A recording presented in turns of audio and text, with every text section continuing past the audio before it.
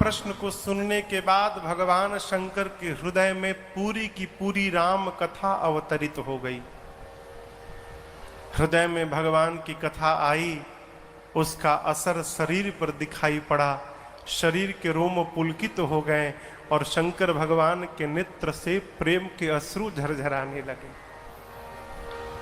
बाबा इतने आनंद में आए कि भगवान शंकर 2 दंड के लिए ध्यान में चले गए। मगन ध्यान रस दंड जुग पुनि मन बाहिर के रघुपति चरित महेश तब हरसित बरन दंड जुग, जुग यानी 2। दंड समय की एक इकाई का नाम है। एक दंड में 24 मिनट होते हैं, तो 2 दंड में कितने हो गए? 48 मिनट। मैया ने भगवान शंकर से कथा पूछी और शंकर भगवान 48 मिनट के लिए ध्यान में चले गए। अब आप इतने लोग बैठे हैं यहाँ पर, मैं एक प्रश्न पूछूं कि यदि मैं 48 मिनट के लिए आंख बंद करके बैठ जाऊं, पंडाल में कितने लोग बचेंगे? बाबूजी बचेंगे अकेले। व्यवहार की बात करूं, 48 मिनट छोड़िए, 15 मिनट के लिए आंख बंद कर लूं तो आप आके महाराज जगिए महाराज, पूरी श्रोता बैठी है? लेकिन भगवान शंकर 2 दंड के लिए ध्यान में गए।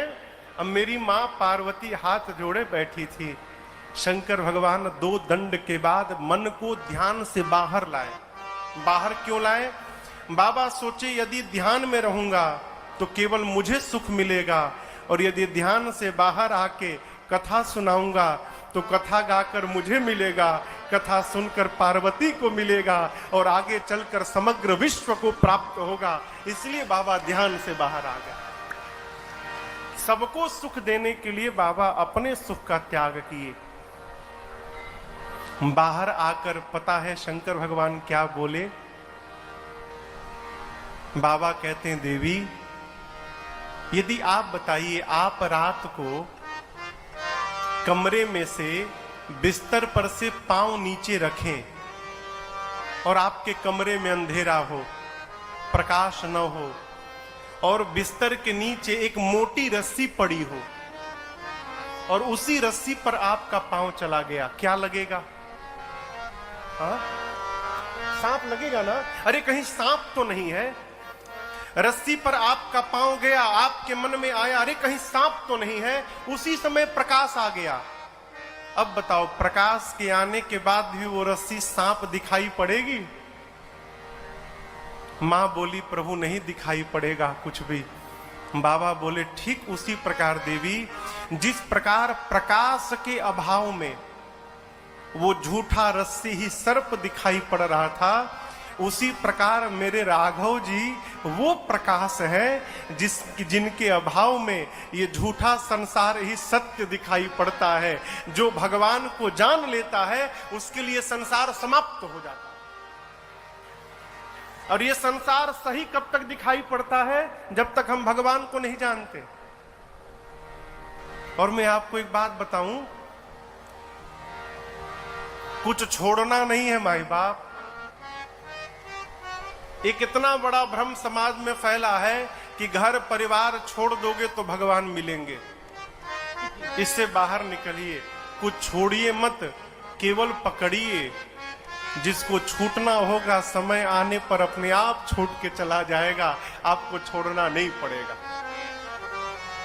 आपको सहज उदाहरण दूं, यदि रास्ते में आपको यहां से जा रहे हैं, माता जी लो आप लोग बताइए, इतना बड़ा